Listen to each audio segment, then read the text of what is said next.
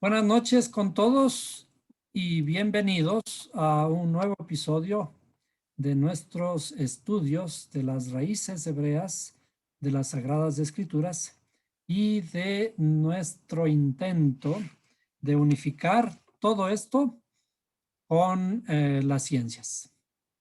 Y por ahora tendremos que hacer un estudio, un tópico relacionado con el ambiente histórico en los tiempos de los primeros llamados cristianos, alrededor del tiempo de Jesús o de Yeshua.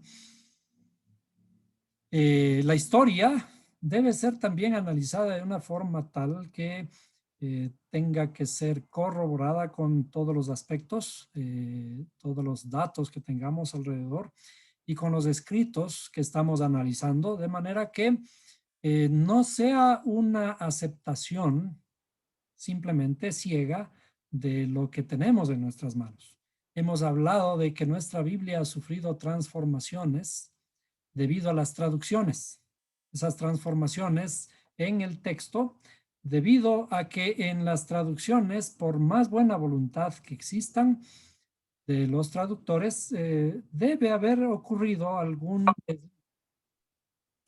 desliz de, digamos, de buena fe y de buena voluntad, pero de todas maneras, una traducción crea ciertas inexactitudes.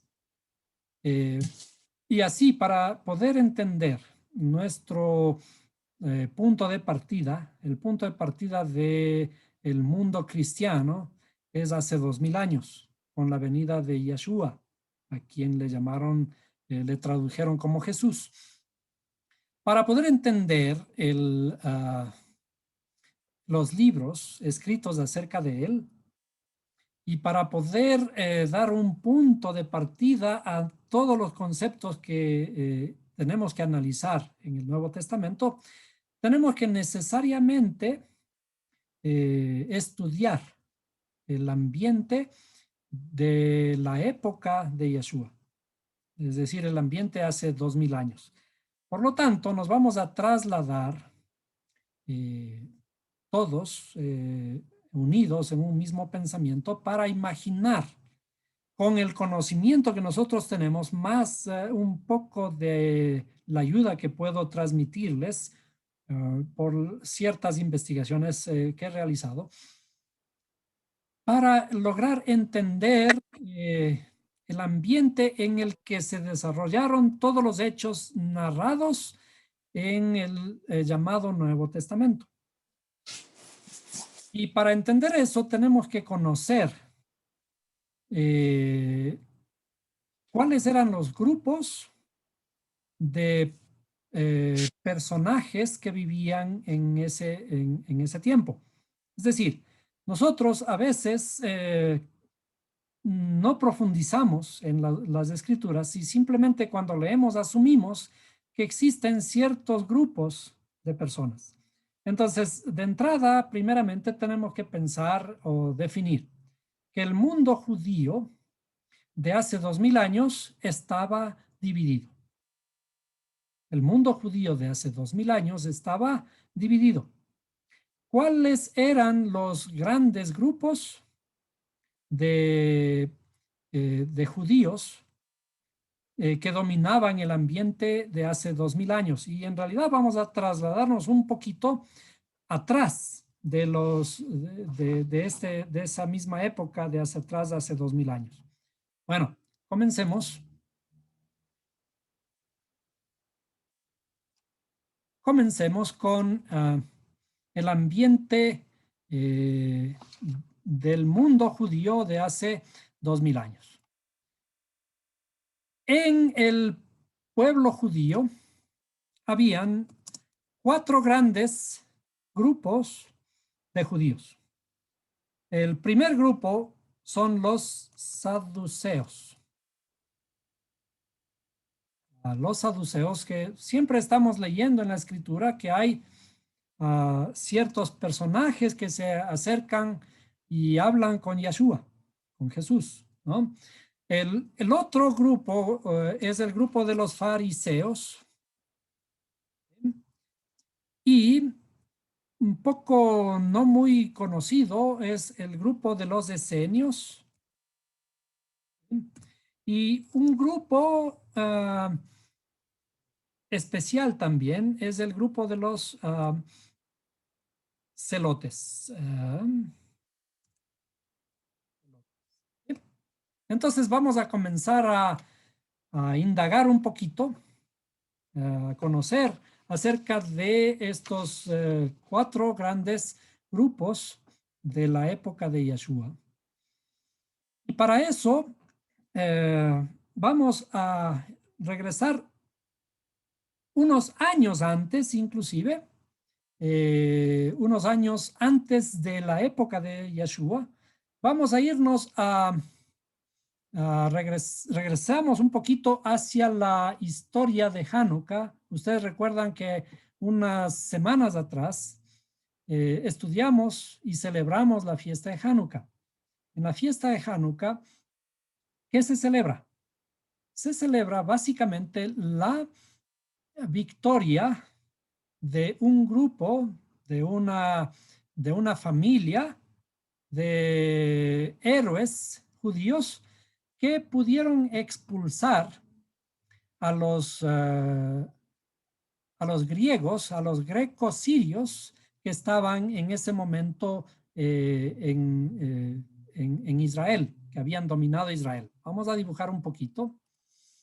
Vamos a dibujar Israel. Digamos que Israel es algo así.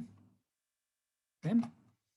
Y entonces los grecos sirios habían llegado a dominar el territorio de Israel. En realidad, esto ocurrió con Alejandro Magno.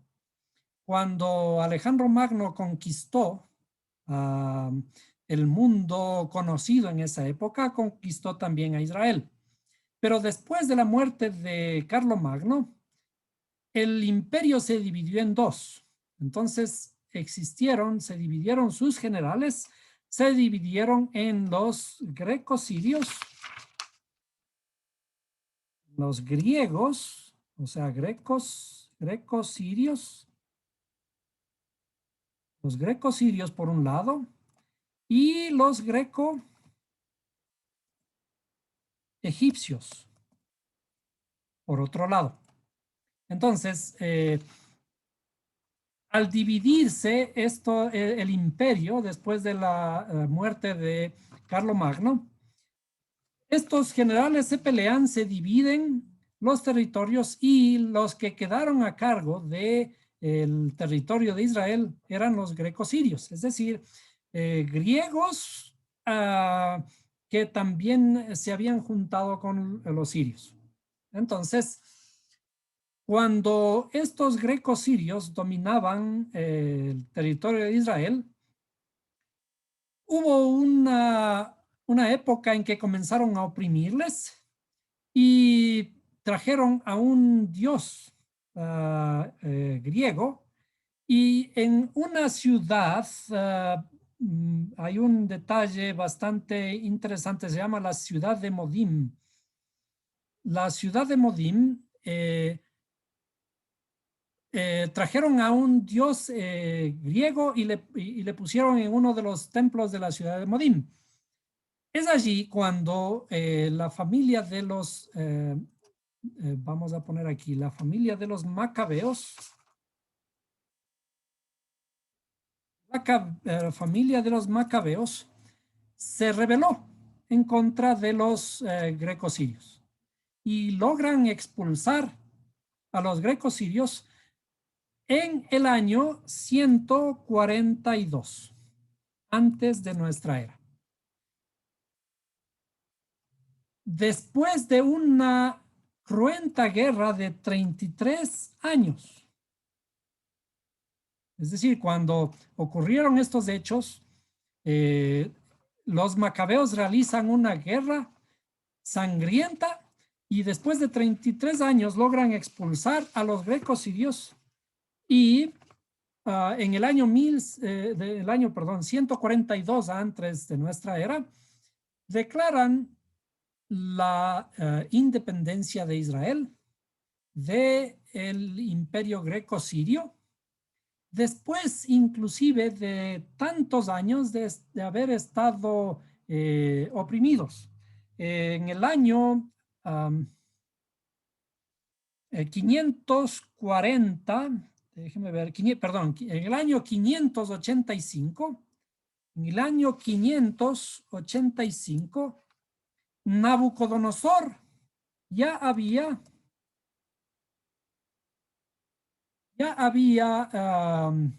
conquistado a Israel. Y desde allí, todo este tiempo, desde ese tiempo, apenas recién los macabeos lograron declarar la independencia de Israel. Y bueno, el momento de declarar la independencia, comienzan los sacerdotes del templo de Jerusalén, se comienzan a preocupar de que hay que buscar al descendiente de David para ponerle como rey en Israel. O sea, ahora el pueblo está libre, ya hemos limpiado el templo, ya ocurre el milagro de la lámpara del templo de Hanukkah, y entonces ahora hay que organizar la política de Israel.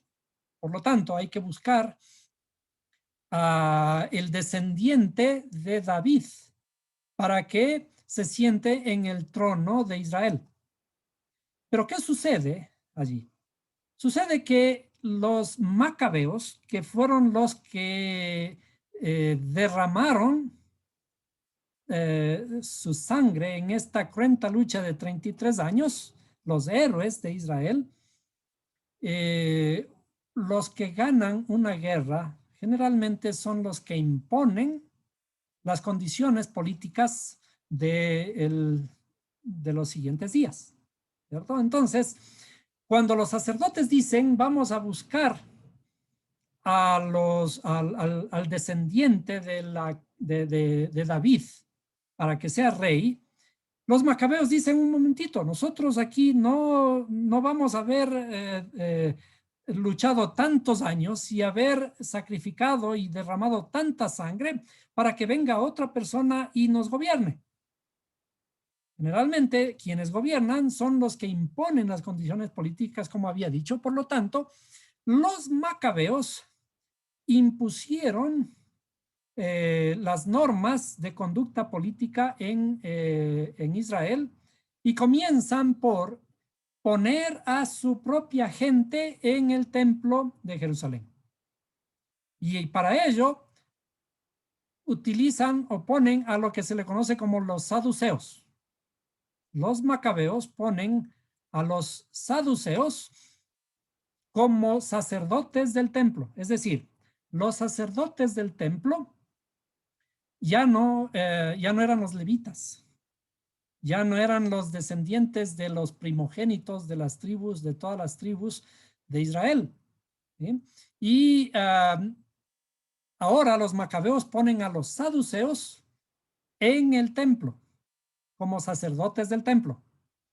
Y los verdaderos sacerdotes del templo, tienen que salir huyendo a las cuevas del Qumran. Entonces vamos a poner por aquí las cuevas del Qumran. Las cuevas del Qumran son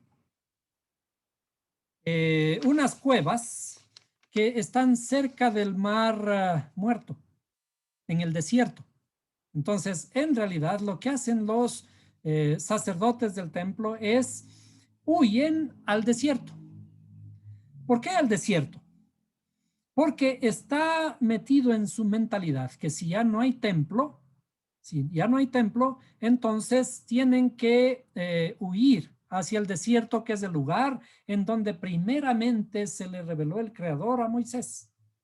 Entonces, huyen al desierto y fundan sus comunidades en la comunidad llamada El Qumran, que está cercana al Mar Muerto y son los lugares, lugares de difícil acceso, en donde inclusive ellos llevaron sus rollos, los rollos de los sagrados escritos, los rollos de la Torá y los rollos de los profetas. Allí encontraron hace 70 años, más o menos, encontraron los rollos del Qumran, que son miles, como 1500 rollos de la época, de esta época de hace más de 2000 años.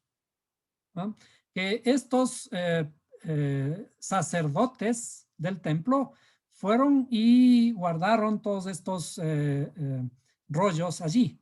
Les guardaron en unas vasijas y gracias al clima del desierto, estos rollos pudieron mantenerse durante 2000 años. De tal manera que fueron descubiertos por unos beduinos y luego se creó un instituto llamado el Instituto del Mar Muerto, de los rollos del Qumran, para estudiar los rollos. Y esta es una de las pruebas más hermosas de hace 2000 años que demuestran que los escritos de los rollos de esa época eran en un 95% en hebreo. Es un dato muy interesante. Muy bien. Entonces seguimos. Los macabeos imponen como sacerdotes del templo a los saduceos y también al Sanedrín. El Sanedrín era un grupo de personas que manejaban políticamente en realidad todo el pueblo. ¿Sí? Los 70 más 1 personas que dirimían todas las condiciones políticas del pueblo de Israel. Entonces los saduceos comienzan a tomar control del templo y del Sanedrín. ¿Quiénes eran los saduceos? Los saduceos eran una élite, un grupo de personas de los más ricos de Israel.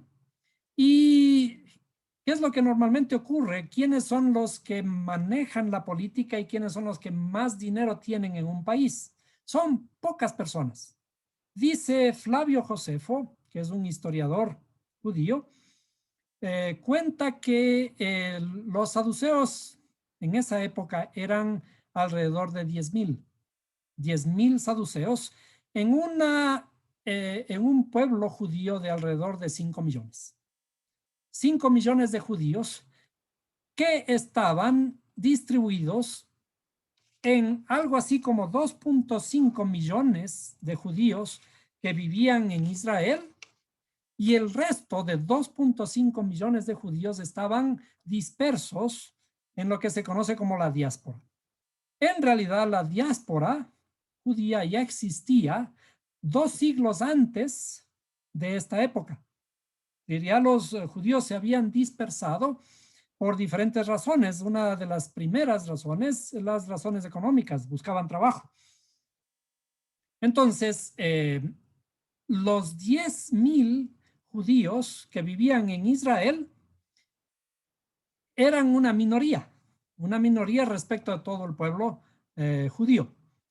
Pero estos saduceos eran quienes controlaban todo. Después de la revuelta de los macabeos, comenzaron a tener control total del templo y de toda la política de Israel. Y luego hay otro grupo, el grupo de los fariseos. Los fariseos eran un grupo que aparecen por la necesidad de tener control de sí mismos. Es decir, los judíos ven en los saduceos como los personajes, los opresores del pueblo, y que además el templo está corrompido. ¿Qué es lo que empieza a surgir entonces? Empiezan a surgir pequeños grupos que están regados, diseminados en todo el pueblo, y con sus propios maestros. Y estos maestros son los que comienzan a ser nombrados rabinos del grupo de los fariseos. Y estos fariseos crean sus comunidades, pequeñas comunidades, separados del poder principal del templo. Es decir, ellos están en contra de los saduceos y del poder corrupto del templo. Y estos fariseos comienzan a crear sus comunidades en donde ellos son los maestros de la comunidad. Y esas comunidades tienen desde luego también cierta estructura y comienza a ganar cierto poder también porque una de las exigencias de estos grupos era de que, como en toda la ley judía existe el diezmo, entonces los fariseos comenzaron a solicitar los diezmos a la población y esos diezmos iban a su comunidad. Esas comunidades son las que conocemos ahora como las sinagogas. Las sinagogas, y estas sinagogas habían no solo en Israel, sino en toda la dispersión de los judíos. Es decir, habían sinagogas en Alejandría, que es donde es ahora el actual Egipto, y en todos los pueblos del mundo conocido en esa época, ¿no? Entonces, los rabinos comienzan a ser personajes prominentes de su propio grupo. Y todo esto está apoyado por los diezmos que reciben de sus fieles. Pero, ¿cuál es la diferencia entre los saduceos y los fariseos desde el punto de vista espiritual? Los saduceos, sabemos inclusive por las escrituras, los saduceos son personajes que creen en la literalidad de la escritura. Es decir, para ellos no existe el alma, para ellos no existe el mundo por venir, para ellos no existe la resurrección de los muertos. ¿Por qué dicen ellos? Si la Torá es nuestro principal libro de legislación, y si en la Torá no está algo, no existe. Y la Torá dice que somos polvo y al polvo volveremos. Entonces, su filosofía, su pensamiento, era un pensamiento pegado a la literalidad de la escritura y como decía, si es que no está en la Torá, no existe. Y si la Torá dice que no tenemos que trabajar en sábado, entonces el sábado no hay que preocuparse por nada y no importa si un animal se ha caído en un pozo, que se muera, porque es Shabbat. Si hay alguien que está enfermo, el creador lo ha querido así. Si así lo ha querido el creador, ¿por qué tenemos nosotros que molestarnos en ir a buscarle ayuda para esta persona que está enferma si es Shabbat? Entonces, los saduceos eran literalistas al máximo y además eran decíamos, una élite, una comunidad de personas de mucho dinero y de mucho poder en el pueblo de Israel. Y por lo tanto, los fariseos eran quienes luchaban contra los saduceos. Y al luchar contra los saduceos y estar en contra del templo, formaban sus propias comunidades y de allí salen las sinagogas. Ahora, ¿quiénes son los esenios? Los esenios, dijimos, cuando los macabeos imponen los sacerdotes del templo y los personajes de la mayoría del Sanedrín comienzan a perseguir a los sacerdotes del templo. Y estos sacerdotes, por lo tanto, tienen que huir, dijimos, al desierto. Estos esenios son los verdaderos sacerdotes del templo que fueron instituidos antes de todo el rollo de los macabeos que tuvieron que enfrentarse con los grecosirios. Entonces, estos esenios la particularidad de estos diseños es de que creían en ciertas estructuras de pensamiento que eran muy apocalípticos, ¿no? Muy apocalípticos en el sentido de que para ellos el final de los tiempos era inminente. Ellos desde luego creían en el Mesías y el Mesías tenía que venir y venir pronto. Y vemos en las escrituras ciertos pasajes de las escrituras que nos muestran a un Mesías que muchos pensaban que tenían que venirles a librar pronto de la esclavitud, en este caso, en la época de Yeshua, de los romanos. Y por lo tanto tenía que venir un Mesías a librarles inmediatamente de esta esclavitud y por lo tanto se tenía que producir inmediatamente el mundo por venir, la era mesiánica, y con ello el pensamiento apocalíptico de todo lo que tiene que ocurrir en los tiempos del fin. Entonces, estos esenios son el resultado de esa expulsión de los sacerdotes del templo. Pero además hay una cosa interesante con los esenios. Los esenios no requerían del 10% que los saduceos y los fariseos solicitaban. Para los esenios, en cambio, era un requisito la entrega de todos los bienes que poseían. Es decir, ya no era solamente 10%, sino el 100% de los bienes. Y nosotros podemos recordar, hay ciertas historias de los esenios, del pensamiento esenio que lo aplicó Yeshua. Cuando en la historia del joven rico, cuando el joven rico se acerca, le dice, maestro, dime qué puedo hacer para obtener la vida eterna.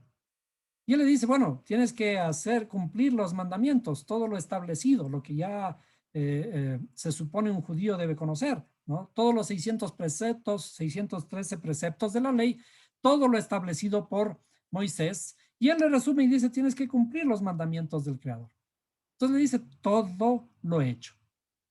Y ahí viene la afirmación que dice, muy bien, entonces ahora lo único que te falta es, da todo lo que tienes, véndelo y el dinero entrégalo a los pobres.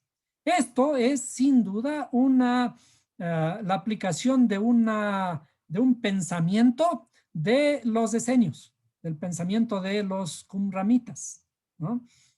¿Y qué más podemos decir respecto, por ejemplo, de los fariseos? Jesús, Yeshua, era también un fariseo.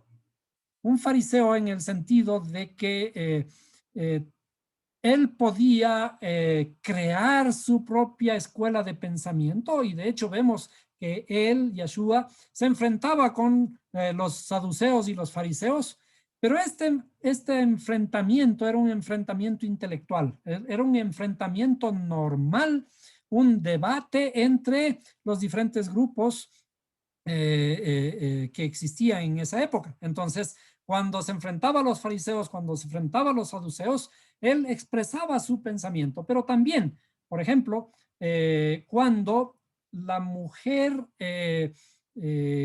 sorprendida en adulterio, le fueron llevando para presentarla a él y acusarle, él obra con misericordia, con la misericordia de los fariseos que para un fariseo es primero la misericordia, ¿no? Primero la fe y luego son los mandatos. Entonces, si es que la mujer viene y es presentada allí, en lugar de ser apedreada, él encuentra la fórmula de evadir el castigo que la ley de Moisés lo establecía, pero confrontando precisamente contra los que esperaban apedrearla. Es decir, un ejercicio de misericordia, pero también a la vez inteligencia para enfrentarse con los diferentes grupos, en este caso los fariseos y los saduceos. Hay otras historias, déjenme ver, hay historias. Am, hay otras historias que podemos entender cómo Yeshua aplica el pensamiento de todos estos grupos de grandes grupos de pensamiento que existían en esa época. Vamos a irnos al siguiente antes de pasar al análisis de los fariseos nuevamente. El cuarto grupo de judíos que había en esa época son los celotes. Los celotes eran en realidad un grupo de fariseos ultranacionalistas. Ultranacionalistas en el sentido de que ellos esperaban la liberación de Israel a cualquier precio, al precio de las armas, al precio de la vida. Entonces, estos celotes eran una suerte de guerrilleros a sueldo. Guerrilleros en el sentido de que ellos hacían su propia guerra santa. Ellos llevaban consigo un cuchillo, una daga. En realidad, el nombre que le dan a ese cuchillo es una sica. ¿Sí? ¿Por qué una sica? Es de allí de donde aparece la palabra sicarios. Los sicarios son o se derivan de este grupo de celotes que esperaban en una esquina cualquiera, pasaba un romano, un soldado romano, y lo veían medio desprotegido y enseguida lo mataban. Entonces ellos querían ejecutar la libertad a cualquier precio. Entonces estos celotes, muy posiblemente de este grupo de celotes, era Barrabás. Barrabás era un personaje que fue liberado a cambio de Yeshua. ¿Se acuerdan? Cuando el pueblo había la costumbre de soltar a un preso, le preguntan al pueblo, le dicen, ¿a quién soltaremos? ¿Quieren que le suelte a Barrabás o le soltamos a Yeshua? Y el pueblo gritaba a Barrabás, a Barrabás. ¿Por qué? Él estaba preso por ser precisamente uno de los guerrilleros que estaba buscando la liberación del pueblo de Israel. Ahora, dentro del grupo de fariseos hay dos grandes grupos también que son dignos de analizar. A esto se le conocen como dos escuelas. La una es la escuela de Shammai y la otra es la escuela de Hillel. La escuela de Shammai y la escuela de Hillel. ¿Qué significan estos dos grandes grupos? Dentro de los fariseos decíamos que cada rabino podía crear su propia escuela de pensamiento en el sentido de que podía interpretar la Torá y su interpretación, mientras sea cada vez más rigurosa, estaba bienvenida. ¿Por qué en el sentido de rigurosa? Porque era permitido que cualquier rabino pueda expresar su pensamiento y si él ponía un cerco alrededor de la Torá, que sea un cerco riguroso, entonces estaba perfecto. Es decir, por ejemplo, imaginémonos que nosotros hay un hueco en la calle y para poder proteger a las personas de que no caigan en ese hueco, hay que poner un cerco alrededor. Entonces, la opción sería poner un cerco que esté al filo del hueco, pero ¿qué tal si le ponemos un cerco un poquito a 1 metro del cerco, alrededor del metro? Mientras pongamos un cerco que sea más seguro, más apartado del filo, estamos dando mayor seguridad. Entonces, eso es más o menos la razón por la que cada rabino podía crear su propia escuela de pensamiento. Esto ocurre, este fenómeno ocurre alrededor de 50 años antes de la época de Yeshua. Y aparecen dos grandes personajes, dos grandes rabinos, dos grandes fariseos, y crean su escuela de pensamiento, llamado la escuela de Shammai y la escuela de Hillel. La escuela de Shammai era una suerte de un fariseísmo más riguroso, un poco con la tendencia, digamos, a la rigurosidad, a la literalidad de los textos. Por ejemplo, en las, acerca de cómo juzgar si en Shabbat se debe coger las espigas, si se debe sacar a un animalito que está caído, etcétera, los de Shammai eran más rigurosos y decían entonces que si un animal ha caído en Shabbat, hay que esperar a que termine el Shabbat para poder ayudar.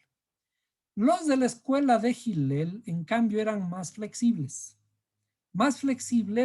en el sentido de que hay ciertas cosas que prevalecen sobre ciertos preceptos. Por ejemplo, si es que una persona, decíamos otra vez del ejemplo de Shabbat, una persona está enferma o alguien ha caído en un pozo, un animalito ha caído en un pozo, es cuestión de humanidad, es cuestión de ética que tenemos que ir a rescatarlo. Y es por eso que este tipo de pensamiento ya estaba presente en el judaísmo desde 50 años atrás. Estos de la escuela de Hillel establecieron ese pensamiento que dice que el Shabbat fue puesto por causa del hombre y no el hombre por causa del Shabbat. Si mal no recuerdo, o es al revés. Que da a entender que en realidad el principio es el hombre, el principio es la vida, el principio es que tenemos que ser misericordiosos. Entonces, estas dos grandes escuelas, cuando vemos a Yeshua que está confrontándose a estos grupos, a veces se confronta con la rigurosidad del grupo de Shammai, ¿sí?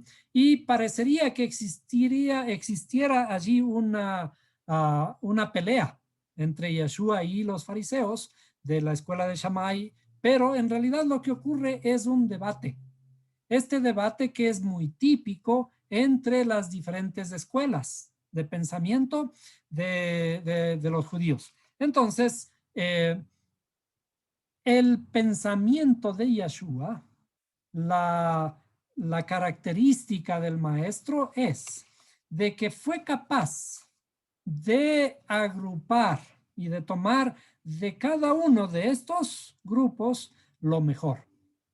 Por ejemplo, vemos a Yeshua que es más estricto en lo que se refiere al divorcio, por ejemplo. Cuando dice, no, en el principio no fue así. Y la única razón para el divorcio está establecida en la Torá, ¿no? Y en otros casos viene a ser más flexible, como en el caso de la mujer adúltera. Entonces, Yeshua toma lo mejor de cada uno de estos aspectos y por eso es que le vemos también a él decir, mas yo os digo. El mas yo os digo es un signo de que un rabino de esta escuela, de cualquiera de estas escuelas de pensamiento podía decir con autoridad de ser más riguroso que la Torá y decir, más yo os digo. Por ejemplo, en el caso, la Torá dice que tenemos que amar al prójimo. ¿Y qué dice Yeshua? Más yo os digo que tenemos que amar a nuestros enemigos. Entonces, una vez que nosotros entendemos este tipo de confrontamientos que habían allí, podemos ir entendiendo y ubicando a Yeshua dentro de este contexto, de todo este contexto. A veces nosotros creemos que leyendo únicamente podemos entender lo que está allí, pero en realidad tenemos que adentrarnos en la estructura política dentro del pueblo de Israel para poder entender qué es lo que ocurre con todas esas historias que aparecen allí como que Yeshua está en contra de todos esos grupos. Desde luego que hay ciertos aspectos que tenemos que resaltar como lo de los saduceos. Los saduceos eran la élite corrupta de Israel. Y, por ejemplo, cuando vemos a Yeshua, que se enfrenta a los cambistas del templo, él está expresamente en contra de los saduceos, que son los que están oprimiendo al pueblo y por lo tanto permitiendo este tipo de cosas allí en el templo, que existan negocios allí en el templo. Entonces, el pensamiento de Yeshua es un pensamiento más bien que agrupa y toma lo mejor de cada uno de estos y que no se encierra en ninguno de estos grupos sin aferrarse a ninguno de estos, pero que toma lo mejor de cada uno de ellos e interpreta la Torah de la mejor manera como el mejor de los maestros de la Torah, creando su propia escuela. Y en realidad vamos a ver, inclusive vamos a comparar la próxima clase, cómo Yeshua le tenemos que ver respecto de Shaul, que es otro fariseo. Shaul es un tanto más legalista, es un tanto más apegado a las estructuras de la Torah, pero Yeshua es más apegado a resolver los aspectos de la Torah con misericordia. En la próxima clase estaremos hablando de la continuación de estos grupos, de cómo se expande ahora el pensamiento judío, cómo se va a ir expandiendo el pensamiento judío utilizando al rabino Shaul, a Pablo, para hacer que este pensamiento, el pensamiento de Yeshua, el pensamiento de la Torah, se haga universal. ¿Y cómo se hace universal? Es muy interesante porque sin romper ninguno de los aspectos de la Torah, se expande el pensamiento de la Torah en el mundo de los gentiles, como nosotros conocemos. Hasta aquí la clase de hoy. Si tienen preguntas.